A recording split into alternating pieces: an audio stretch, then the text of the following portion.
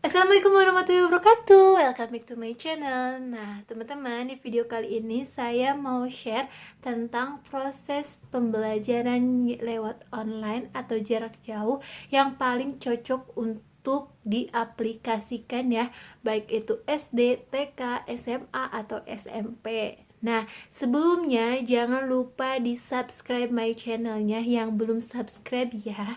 Langsung aja, ini dia proses pembelajaran lewat online yang sekarang kita gunakan ya, karena udah beberapa hari bahkan minggu gitu ya kita belajarnya di rumah saja dengan adanya virus corona ini. Nah, ada beberapa yang bisa dilakukan dan ini juga saya perhatikan di masyarakat atau sebagian guru-guru melakukan ini atau menggunakan metode ini ketika pembelajaran di rumah atau jarak jauh secara online gitu kan. Nah, yang pertama yaitu menginformasikan kegiatannya itu lewat tulisan. Nah, lewat tulisan seperti ini bisa lihat ya. Nah, jika modelnya seperti itu, yang pertama bagi guru itu sangat sederhana. Jadi kayak seolah RPPH-nya itu di foto terus dikirimkan ke orang tuanya.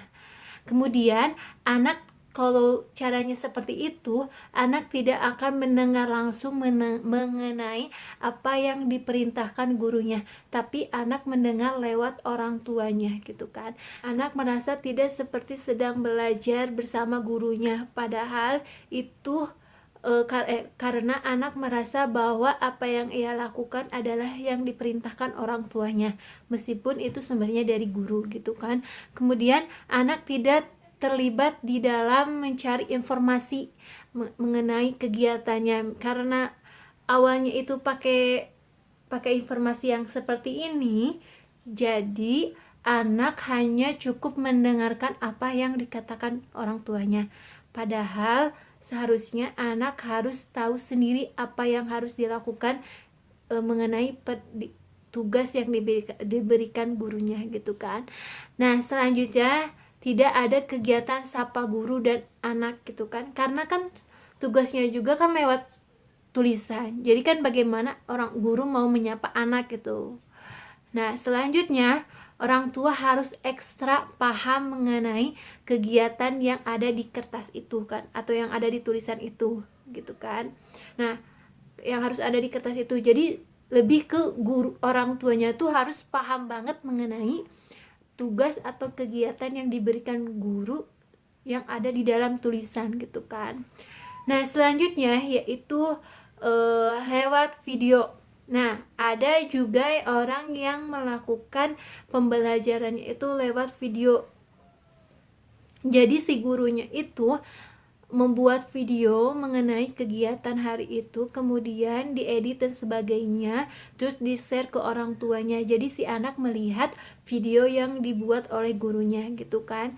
Nah, anak bisa bertatap muka dengan gurunya meski lewat video gitu kan, meskipun hanya sekedar menonton videonya. Kemudian guru bisa menyapa kepada anak meski tidak bertatap, seperti halo teman-teman, seperti itu kan, meskipun gak direspon sama anak gitu kan.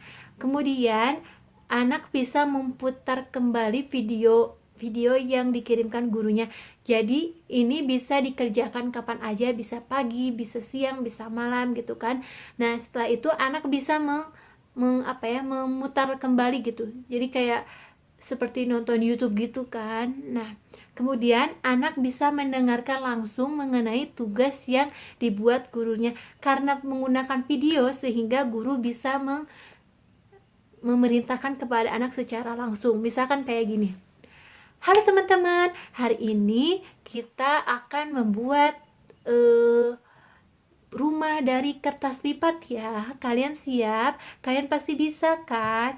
Nah, seperti itu contohnya kan. Tapi kalau dari kertas, anak tidak akan tahu langsung, dan orang guru juga tidak memerintahkan langsung kepada anaknya, hanya lewat tulisan saja. Kemudian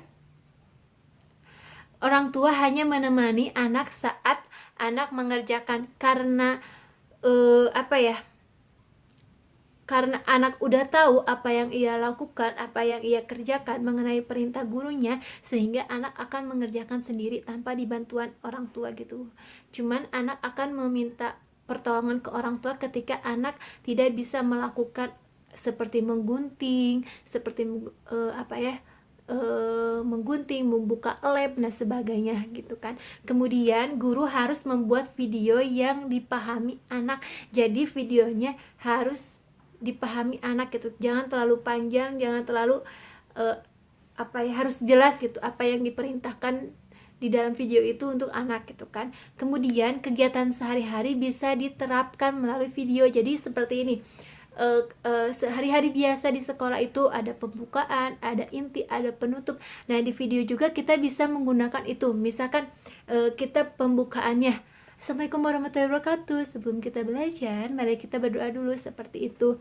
Dan kata-kata kayak gitu. Nah, dalam kegiatan inti juga kita bisa menyampaikan lewat video seperti teman-teman, hari ini kita mau belajar menggambar pohon, nah gini-gini sebagai itu kan.